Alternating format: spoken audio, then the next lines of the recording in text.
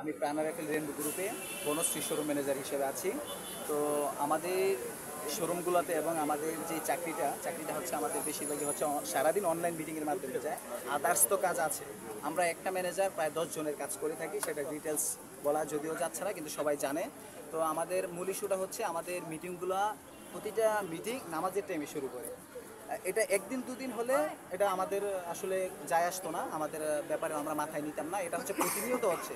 যখন ব্যাপারটা প্রতিনিয়ত হচ্ছে তখন আমাদের মাথায় আসলো যে কি হচ্ছে এখানে, মুসলিম কান্ট্রিতে আমরা নামাজ পড়তে পারতেছি না। তখন আমি, আমার ভাই, আরও কিছু ভাই ছিল, ওই ভাই মিলে আমরা স্যারের কাছে আবেদন রাখি যে স্যার, নামাজের টাইমটা ছাড়া মিটিংটা আপনারা রাখেন, অন্তত 1:30 মিটিং রাখেন না, 2টার পর থেকে মিটিং রাখেন, আমরা সারাদিন মিটিং করতে রাজি আছি। তো একদিন বললো ঠিক আছে, এটা দেখা যাবে। এরপরের দিন আবার যখন বলি, তখন স্যারদের পক্ষ থেকে এরকমভাবে উত্তর আসলো যে ভাই, তোমরা চাকরি করতে আসছো, প্রাইভেট সেক্টর জব, সেখানে নামাজ নিয়ে পড়ে থেকে যাবে না। নামাজ পড়তে হলে বাড়ি থেকে, চাকরি চাইরা নামাজ পড়তে হলে বাড়ি থেকে নামাজ পড়ো। তো আসলে আমরা সেখানে খুবই মর্মাহত হই। এই কথা শুনে আসলে আমরা 2-1 দিন আবার পর্যালোচনা করি, দেন আবার স্যারদের সাথে আমরা আবেদন রাখি, স্যার নামাজের টাইমে মিটিং রাখা যাবে না। এটা আমরা মোটামুটি একটু কঠোরভাবেই করি। কঠোর বলতে গেলে আমাদের বাসা খারাপ ছিল না, আমরা 2-3 জন মিলে আবেদন রাখি খুব জোরদারভাবে স্যারের কাছে। দেন আমাদের রিটেল ম্যানেজার জাকির স্যার, আমাদের এরিয়া ম্যানেজার ইকরামুল স্যার আমার শোরুমে আসে। কেন আমি এটা জোরদার দাবি রাখি, আইসা বলে ভাই, আপনি নামাজ নিয়ে এতভাবে পড়ে আছেন, তা আপনারা কি, একদম ডাইরেক্ট আইসাই বলে, এই আমার পাশের এরিয়া ম্যানেজারকে বলতেছে, কোন জামাত শিবিরের বাচ্চা আপনাকে কাউন্টার দিছে যে মিটিং করা যাবে না। আমাকে বলতেছে যে কোন জামাত শিবিরের বাচ্চা কাউন্টার দিছে। তখন আমি বললাম, স্যার আপনি তো আমাকে জামাত শিবিরের বাচ্চা বলতে পারেন না। আপনারা মিটিং টাইমে যেন নামাজ টাইমে যেন মিটিংটা না করেন, তার জন্য অনুরোধ করছি।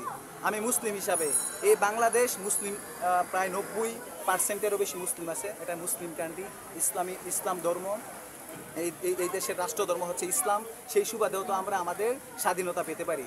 পরে ওই স্যারের বক্তব্য এরকম, আমি জামাত শিবিরের বাচ্চা, আমাকে দেন ক্লোজ করে দিবে, কয়েকদিনের ভিতরে আমাকে ক্লোজ করে দিবে। তালমাতাল পাকাচ্ছে, ওনার নানান ধরনের কথাবার্তা করতেছে আমার শোরুমে আইসা। তখন আমি স্যারের সাথে কথাগুলোর উত্তর দিই, দেন স্যার চলে যায়। ওরা হচ্ছে প্ল্যানিং করে 2 তারিখে, এই মাসের 2 তারিখে, গত 2 দিন আগে প্ল্যানিং করে হুট করে আমার শোরুমে অডিট পাঠায়। আমি জানি না, আমি প্রোডাক্ট ডেলিভারিতে গিয়েছিলাম বাইরে, অডিট আমাকে ফোন দিয়েছে, আপনি কোথায়? আমি বললাম স্যার আমি বাহিরে প্রোডাক্ট ডেলিভারিতে আছি। পরে বললো আপনারা তো আজকে হ্যান্ড ওভার, কেন প্রোডাক্ট ডেলিভারিতে আছেন? আমি বললাম আমি তো জানি না স্যার কিছু। হ্যান্ড ওভার হলে শ্রম আইনে আছে, একটা মানুষকে ক্লোজ করতে হলে অন্তত 1 মাস আগে নোটিশ দিতে হবে, 2 মাসের স্যালারি প্রদান করতে হবে, না হয় মেল দিতে হবে। কিন্তু ওনারা আমার কিছু দেয় নাই, মেসেজ, নোটিশ, কোনো কিছুই দেয় নাই, মেল। তখন আমি এরিয়া ম্যানেজারকে জিজ্ঞাসা করি আমার হ্যান্ড ওভার হবে কী কারণে? তখন এরিয়া ম্যানেজার বলে আমি জানি না, হায়ার ম্যানেজমেন্ট জানে, সব স্যাররা আসতেছে, আপনি বসেন। তখন আমি শোরুম খুললাম, সবাই আসছে। ওনারা হচ্ছে এমডি স্যারের উপরে ক্লেম করছে যে এটা নাকি এমডি স্যার নির্দেশ দিচ্ছে আমাকে অবৈধভাবে হ্যান্ড ওভার দেওয়ার জন্য। কিন্তু আমরা যতটুকু জানি এমডি স্যার এরকম কাজ করার কথা না, আমরা এমডি পর্যন্ত যেতে পারি না, আমরা ইডি পর্যন্ত যেতে পারি। তো এখন আমি শোরুমে ঢোকার পর ওদের বক্তব্য ছিল এরকম যে ভাই, এটা প্রাইভেট কোম্পানি, আমাদের কোম্পানি, আমরা যখন তখন আপনাকে ক্লোজ করে দিতে পারি, আপনার এখানে কোনো রাইট নাই কোনো বক্তব্য রাখার। দেন আপনি এখানে কোনোভাবেই আপনি হ্যান্ড ওভার থেকে বাঁচতে পারবেন না। বাঁচলে আপনারা সিপিডি দিয়ে ধরে হেড অফিসে নিয়ে যাব। আমাদের আরএফএলের একটা সিপিডি টিম আছে, যেটা হচ্ছে আমাদেরকে মানে কেউ কোনো ম্যানেজার ক্রাইম করুক বা ওদের মতামতের বাইরে চলে গেলে ওদেরকে হেড অফিসে নিয়ে যায়, ওই সিপিডি দিয়ে হেড অফিসে নিয়ে যায়, নিয়ে গিয়ে টর্চার করে। পুলিশ যেভাবে রিমাইন্ডে নেয় ওদেরকে ঠিক এভাবে রিমাইন্ডে নেয়। এটা একটা অবৈধ টিম। এখন কেন নামাজে বাধা দিচ্ছে এটা হচ্ছে আমাদের ধারণায় নেই।